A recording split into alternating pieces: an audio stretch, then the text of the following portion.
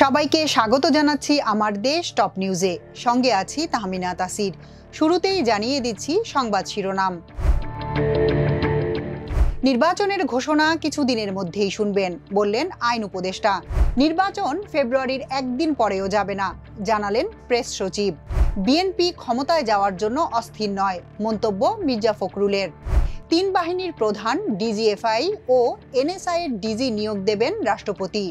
Bypass সার্জারির জন্য হাসপাতালে ভর্তি জামায়াত আমির। এবার বিস্তারিত।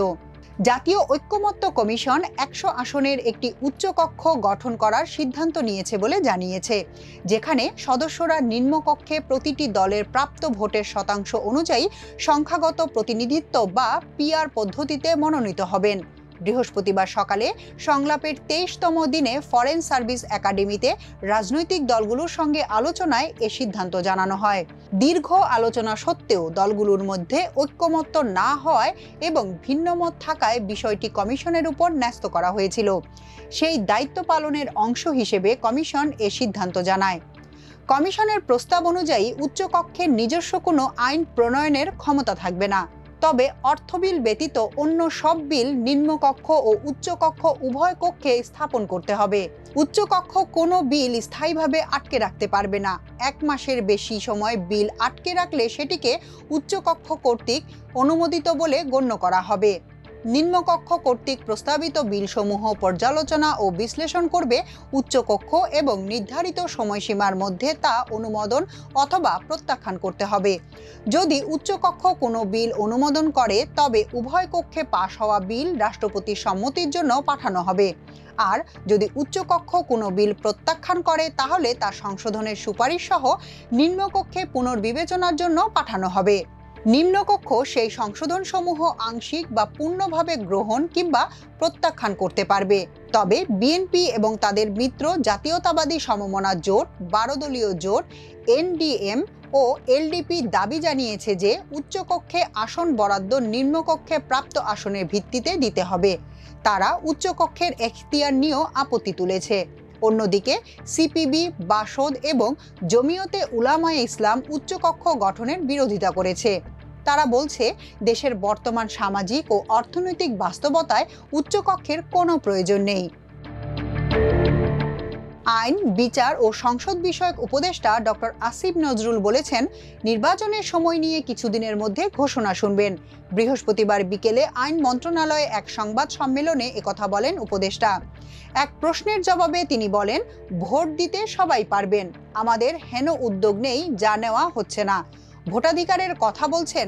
ক্লাসে যখন যেতাম জিজ্ঞেস করতাম ছাত্রছাত্রীদের, তোমাদের মধ্যে কে কে ভোট দিয়েছ? তারা হাসাহাসি শুরু করত। কেউ কেউ বলতো, স্যার ভোট দিয়েছি, তবে 10-12টা। 90% বলতো তারা ভোট দেয়নি। যাই হোক, আমাদের সেই দুঃখ ঘুচবে। আমরা 18 বছর ধরে ভোট দিতে পারিনি। কবে আগামী নির্বাচনের তারিখ ঘোষণা করা হবে জানতে চাইলে আইন উপদেষ্টা বলেন, নির্বাচনের সময় তো জাস্ট ওয়েট করেন, কিছুদিনের মধ্যে ঘোষণা শুনবেন। আরেক প্রশ্নের জবাবে আসিফ নজরুল বলেন, 2008 সালে নির্বাচন নিয়ে কোনো প্রশ্ন নেই, এর সঙ্গে আমি দ্বিমত পোষণ করি। 2008-এর নির্বাচন নিয়ে প্রশ্ন তোলার অবকাশ আছে। আপনারা যারা সাংবাদিকরা আছেন, কাজ করেন, অনেক ভয়াবহ তথ্য পাবেন 2008-এর নির্বাচন নিয়ে। উপদেষ্টা বলেন, নির্বাচনী কার্যক্রম নির্বাচন কমিশন দেখবে। আমি শুধু আমাদের সরকারের নিয়তের কথা আপনাদেরকে বলতে পারি। আমাদের নিয়ত আছে বাংলাদেশের ইতিহাসে বেস্ট ইলেকশন দেওয়ার। এটা প্রধান উপদেষ্টা আমাদের সব সময় বলেন। প্রধান উপদেষ্টার প্রেস সচিব মোহাম্মদ শফিকুল আলম বলেছেন, আগামী 4-5 দিন দেশের জাতীয় রাজনীতির জন্য খুব গুরুত্বপূর্ণ। এর মধ্যেই জুলাই সনদ হয়ে যাবে। জাতীয় নির্বাচনের জন্য প্রধান উপদেষ্টা যে সময়সীমা দিয়েছেন সেটা ফেব্রুয়ারির মধ্যে। নির্বাচন এই সময়সীমার মধ্যেই হবে। এই সময়সীমা অনুযায়ী নির্বাচন আয়োজনের প্রস্তুতি চলছে। এই সময়সীমার একদিন পরেও নির্বাচন পেছাবে না বলে আমি এটা নিশ্চিত করে বলতে পারি। বৃহস্পতিবার সচিবালয়ে গণমাধ্যম কেন্দ্রে আয়োজিত এক সংলাপ অনুষ্ঠানে এসব কথা বলেন তিনি। বাংলাদেশ সেক্রেটারিয়েট রিপোর্টার্স ফোরাম এ সংলাপের আয়োজন করে। বিএসআরএফ সভাপতি মাসুদুল হকের সভাপতিত্বে ও সাধারণ সম্পাদক ওবায়দুল্লাহ বাদলের পরিচালনায় সংলাপে আরও উপস্থিত ছিলেন প্রধান তথ্য কর্মকর্তা নিজামুল হক সহ বিভিন্ন গণমাধ্যমের প্রতিনিধিরা। সাংবাদিকদের এক প্রশ্নের জবাবে শফিকুল আলম বলেন, শেখ হাসিনার পতন ও পলায়নের পর দেশটা ভঙ্গুর অবস্থায় ছিল। দেশ থেকে টাকা কিভাবে পাচার হয়ে জাতীয় অর্থনীতি ধ্বংস হয়েছিল। অন্তর্বর্তী সরকার দেশকে একটি স্থিতিশীল অবস্থায় আনতে পেরেছে। আইন শৃঙ্খলা পরিস্থিতিও সন্তোষজনক অবস্থায় এসেছে। বিএনপি ক্ষমতায় যাওয়ার জন্য অস্থির নয় উল্লেখ করে বিএনপি মহাসচিব মির্জা ফখরুল ইসলাম আলমগীর বলেছেন, জনগণের মালিকানা তাদের হাতে ফিরিয়ে দিতে হবে। আগামী ফেব্রুয়ারির মধ্যে নির্বাচন হলে অনেক সমস্যা দূর হয়ে যাবে। আজ দুপুরে জাতীয় প্রেস ক্লাবে জুলাই আগস্ট অভ্যুত্থানের বর্ষপূর্তি উপলক্ষে আলোচনা সভায় তিনি এসব কথা বলেন। সংস্কার প্রসঙ্গে বিএনপি মহাসচিব বলেন, 12টি মৌলিক বিষয়ে রাজনৈতিক দলগুলো একমত হয়েছে, বাকিগুলো ঐক্যমত্যের দিকে যাওয়ার চেষ্টা চলছে। যেসব বিষয়ে ঐক্যমত্য হবে না তা বাদ দিয়ে শুধু মৌলিক বিষয়গুলোই সংস্কার করা উচিত। গণতন্ত্রের সীমা থাকা উচিত জানিয়ে মির্জা ফখরুল বলেন, গণতন্ত্রে কাদা ছোড়াছুড়ি হলেও সেখানে সীমা থাকা উচিত। এমনটা না হলে ভবিষ্যতে তিক্ততা তৈরি হবে। এ সময় জুলাই আগস্টে শহীদদের আত্মত্যাগের কথা মনে রেখে সবাইকে দেশ গঠনে ঐক্যবদ্ধভাবে কাজ করার আহ্বান জানান তিনি। তিন বাহিনীর প্রধান এবং প্রতিরক্ষা গোয়েন্দা মহাপরিদপ্তর ডিজিএফআই ও জাতীয় নিরাপত্তা গোয়েন্দা এনএসআই এর মহাপরিচালক নিয়োগের ক্ষমতা সরাসরি রাষ্ট্রপতির হাতে দেওয়ার প্রস্তাব দিয়েছে জাতীয় ঐক্যমত্য কমিশন। এ প্রস্তাবের উপর বৃহস্পতিবার বিকেলে রাজনৈতিক দলগুলোর সঙ্গে ঐক্যমত্য কমিশনের আলোচনা হয়। এর আগে বুধবার রাজধানীর ফরেন সার্ভিস একাডেমিতে রাজনৈতিক দলগুলোর সঙ্গে বৈঠক শেষে ঐক্যমত্য কমিশনের সহসভাপতি অধ্যাপক আলী রিয়াজ জানান, রাষ্ট্রপতির ক্ষমতা ও দায়িত্ব নিয়ে একটি ধারণাপত্র তারা রাজনৈতিক দলগুলোকে দিয়েছেন। বর্তমান সংবিধান অনুযায়ী রাষ্ট্রপতি প্রধানমন্ত্রীর পরামর্শ ছাড়া কেবল প্রধানমন্ত্রী ও প্রধান বিচারপতি নিয়োগের বিষয়ে সিদ্ধান্ত নিতে পারেন। তবে ঐক্যমত্য কমিশন আরও কিছু নিয়োগে রাষ্ট্রপতির স্বাধীন ক্ষমতার বিষয়ে প্রস্তাব দিয়েছে।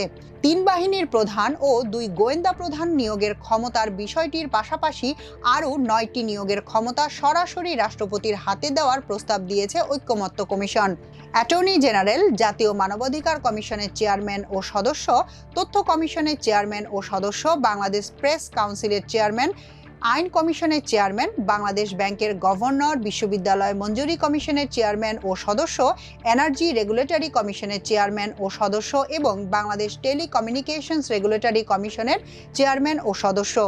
ঐক্যমত্য কমিশনের সহসভাপতি আলী রিয়াজ বলেন, এসব প্রস্তাব রাজনৈতিক দলগুলোর বিবেচনার জন্য দেওয়া হয়েছে।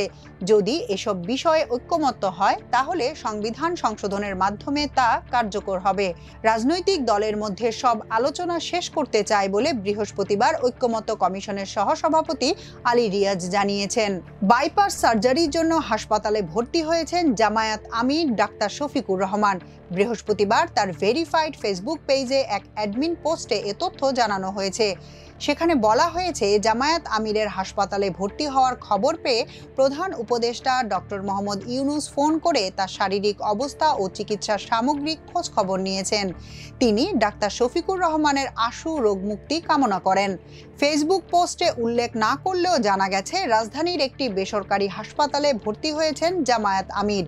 আগামী সপ্তাহে তার বাইপাস সার্জারি হওয়ার কথা আছে। জামায়াত আমির ডাক্তার শফিকুর রহমান সম্প্রতি সমাবেশে অসুস্থ হয়ে হাসপাতালে চিকিৎসা নেন। পরে তার ফলো আপ চিকিৎসার অংশ হিসেবে মঙ্গলবার রাজধানীর একটি বেসরকারি হাসপাতালে এনজিওগ্রাম করা হয়। চিকিৎসকরা তার হার্টে 3টি প্রধান রক্তনালীতে ব্লক ধরা পড়ার কথা জানিয়েছেন। বিশেষজ্ঞদের মতে তার এই অবস্থায় বাইপাস সার্জারি করানোই সবচেয়ে যুক্তিযুক্ত সিদ্ধান্ত হতে পারে। এখনকার মতো এ পর্যন্তই। সবাই ভালো থাকুন, সুস্থ থাকুন আমার দেশের সঙ্গে। চ্যানেলটি ভালো লাগলে সাবস্ক্রাইব করুন। আল্লাহ হাফেজ।